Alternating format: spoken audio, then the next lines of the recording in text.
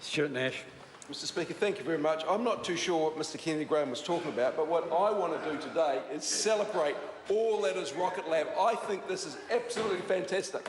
I must state, though, when Dr Clark mentioned the fact that Mr Joyce was in in Mahia so often, I thought it was because Mahia is in the Napier electorate. And what Mr Joyce was keen to find out is how Labor won this seat off National. Well, let me tell Mr Joyce the secret. Hard work and concentrating on the issues that are important to the people of Napier and Wairoa. Mr Speaker, first of all, let me rebut what the New Zealand First Speaker spoke about. Without New Zealand government help, this would not have happened. For every dollar that Rocket Lab and Peter got from the government, he spends $4 in the New Zealand economy. Peter Beck and Rocket Lab have created over 130 jobs, and we are talking about high quality, high paying and aspirational jobs. Rocket Lab has actually maxed out industrial capacity in this country for the sort of equipment it needs. And without the early intervention and support from the New Zealand government, without help from a minister in the form of Trevor Mallard, we wouldn't even be debating this bill because we wouldn't have this industry.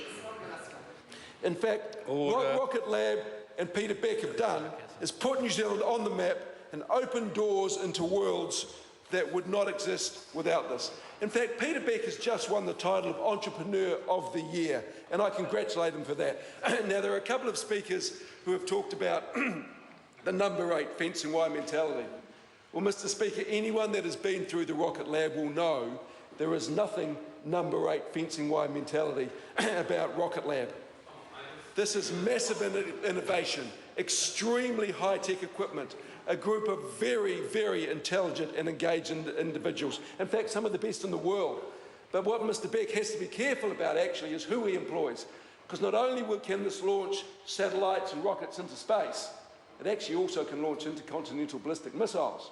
So we do need to be a little bit careful about this. But Peter tells a very funny story that I think epitomises the New Zealand spirit and what Peter is and how and who he and what he stands for and how he's got to the top. One of Peter's initial customers and shareholders, I think, is NASA. Peter Beck phoned up the CEO of NASA and said, you know, this is who I am and this is what I do.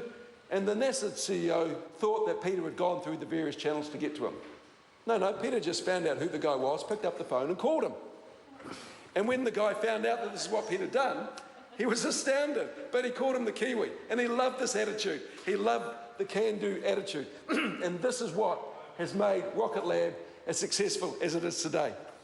So when I hear people like Stephen Joyce talking about the fact that he is responsible, no, he's not. Peter Beck is responsible for this. Peter Beck and the hard-working men and women behind Peter Beck are responsible. Trevor Mallard got it off the ground and really helped, there's no doubt about that. But Peter Beck has made this happen. But there's one other story I'd like to talk about. And this is really the can-do attitude of provincial New Zealand. Peter did initially look down in Canterbury. And as I think Dr Clark talked about, or it might have been Mr Cunliffe talked about, the people in Christchurch couldn't really get their ducks in a row. And after about 8 months, he still hadn't got a resource consent. He did go to Mahia, went to the Wairoa District Council. The CEO of the Wairoa District Council, a chap called Fergus Power, understood what this was about, got the opportunity and saw the future and said, we'll work with you. And what he did is, I think, within about 8 working days, the resource consent was processed and through. Now, this wasn't a council being sort of incompetent or glib or fooling around. They worked incredibly hard because they saw there was an opportunity here for Wairoa to be put on the map. And Mr Speaker, I think the opportunities in the medium to long-term future for New Zealand and Wairoa are absolutely fantastic. And I put a lot of that down actually to partnership between the Wairoa District Council and Rocket Lab. And what it does show is when a provincial town, when a little town like Wairoa decides it really wants to grab an opportunity with 2 hands, it can. And I'll tell you what, Mr Speaker, the fantastic people in that council worked incredibly hard and continue to work incredibly hard in partnership with Rocket Lab to make this happen. And I can't wait to be at that launch site for this to go off, because this will put New Zealand on the map. It is just a magnificent case of innovation and expertise and can-do attitude. And I welcome this bill, but more than that, I celebrate Peter Beck and Rocket Lab. Thank you very much.